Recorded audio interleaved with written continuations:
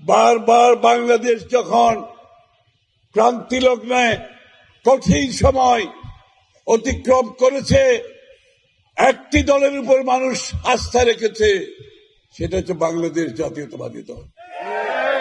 আজকে আবারও এই ক্রান্তি লগ্নে বাংলাদেশের মানুষ তাদের আস্থা রেখেছে বাংলাদেশ জাতীয়তাবাদী দলের উপর, তারেক রহমানের উপর, দেশনেত্রী বেগম খালেদা জিয়ার উপর, শহীদ প্রেসিডেন্ট জিয়াউর রহমানের উপর।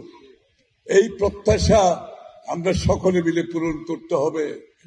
আগামীর বাংলাদেশ যে আকাঙ্ক্ষা নতুন প্রজন্মের জেগেছে, যে আকাঙ্ক্ষা আমাদের মহিলাদের জেগেছে, যে আকাঙ্ক্ষা আমাদের সর্বস্তরের সব গোষ্ঠীর জেগেছে, সবার আকাঙ্ক্ষাকে মাথায় রেখে আগামী দিনের পরিকল্পনা তারেক রহমান সাহেব গতকাল ঢাকায় দিয়েছে। আপনারা শুনেছেন তো, গতকাল দিয়েছে।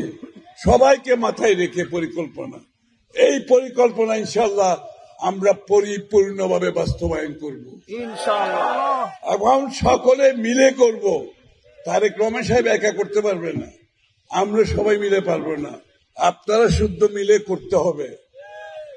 জিয়াউর রহমান সাহেবের খাল কাটার কর্মসূচি মনে আছে? আপনারা সবাই গিয়েছেন না? কাউকে কি পয়সা দিয়ে নিয়ে গেছিল খাল কাটতে? সবাই নিজের থেকে, দেশের জন্য, নিজের গরজে। তারেক রহমান সাহেব 18,000 কিলোমিটার খাল খননের ঘোষণা দিয়েছে।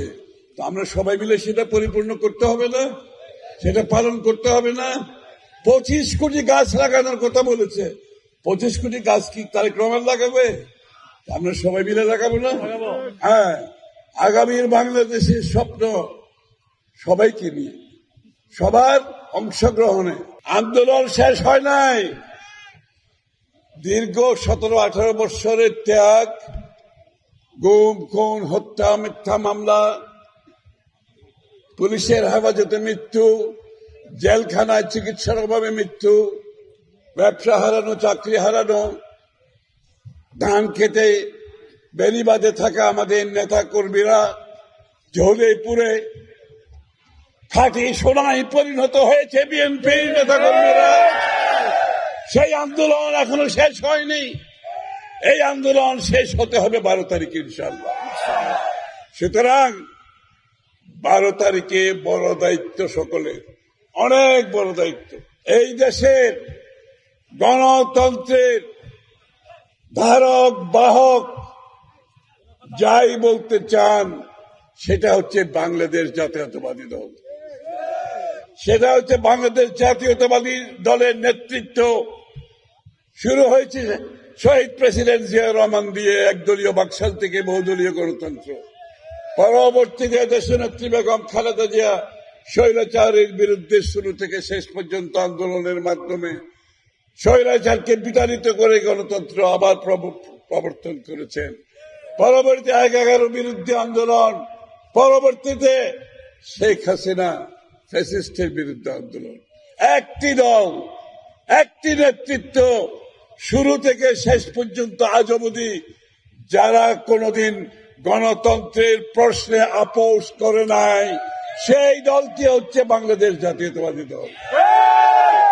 বাংলাদেশের ভবিষ্যৎ গড়ার যে স্বপ্ন, যে আকাঙ্ক্ষা জেগেছে, ফ্যাসিস্টকে বিতাড়িত করার পরে বাংলাদেশের মানুষের মনোজগতে যে পরিবর্তন এসেছে, যে প্রত্যাশা জেগেছে, যে আকাঙ্ক্ষা জেগেছে, সেই আকাঙ্ক্ষা তারেক রহমান সাহেব ধারণ করেন।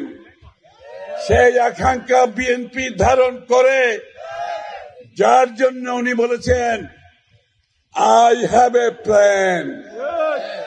আমার পরিকল্পনা আছে, আমাদের পরিকল্পনা আছে বাংলাদেশ গড়ার। তাহলে বাংলাদেশ গড়তে হলে, পরিকল্পনা বাস্তবায়ন করতে হলে 12 তারিখ ভোটে জিতলে চলবে না, বিশাল ব্যবধানে জিততে হবে। 12 তারিখ রাত্রে যে খবর শুনতে চাই আপনাদের কাছ থেকে, জয় নয়, শুধু বিশাল ব্যবধানে জয় চাই। এইটা কিন্তু জয়ের মেসেজ না, এই মেসেজ হচ্ছে বাংলাদেশের মানুষ আসলে কি চায়। এই খবর করে দিতে হবে 12 তারিখে।